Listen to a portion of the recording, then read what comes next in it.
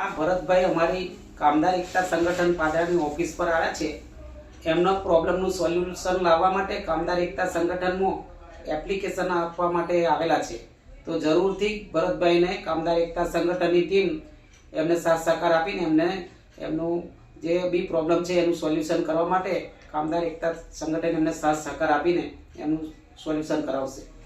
તો ભરતભાઈ બોલો, તમારું નામથી મળીને બધું જે ડિટેલ્સ થઈ છે તે બોલો તમે। મારું નામ ભરતભાઈ જગદીશભાઈ સોલંકી છે, તાલુકો પાદરા, જિલ્લો વડોદરા, મારું ગામ ડભાસા। હું છેલ્લા ઘણા સમયથી ઋષિ FIBC પ્રાઇવેટ લિમિટેડ કંપનીની અંદર 2007થી નોકરી લાગેલી છું। તેમ છતાં કંપનીએ મારો PF ભરેલો નથી।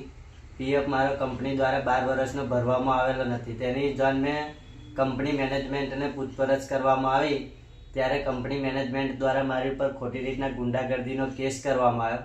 12 કલાક પાદરા પોલીસ સ્ટેશનની અંદર પૂરી રાખવામાં આવ્યો અને ત્યારબાદ અત્યારે હાલમાં મારી ઉપર લશ્કરી બસ દ્વારા જીવલેણ હુમલા કરવામાં આવ્યા છે। તેની અરજી મેં પાદરા પોલીસ સ્ટેશનની અંદર તારીખ 31/10/2023ના રોજ લેખિતમાં કરેલી છે। તેમ છતાં પાદરા પોલીસ સ્ટેશન દ્વારા કોઈ પણ જાતની કાર્યવાહી કરવામાં આવતી છે નહીં અને જ્યારે એની ફરીવારથી પૂછપરછ કરવામાં આવી પાદરા પોલીસ સ્ટેશનની અંદર ત્યારે મને ધમકાવીને ઘરે મોકલી દેવામાં આવે છે।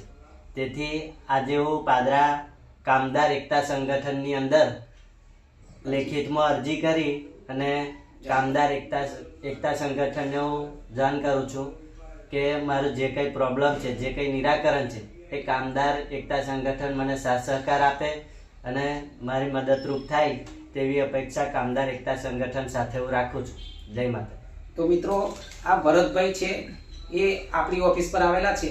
તો એમને કામદાર એકતા સંગઠનની ટીમ તરફથી ચોક્કસ ને ચોક્કસ એમને સાથ સહકાર આપવામાં આવશે ને એમનું જે બી નીકળતું હોય તે એમને અપાવવા માટે કામદાર એકતા સંગઠન હંમેશા એમને સહકાર આપશે। જય માતાજી।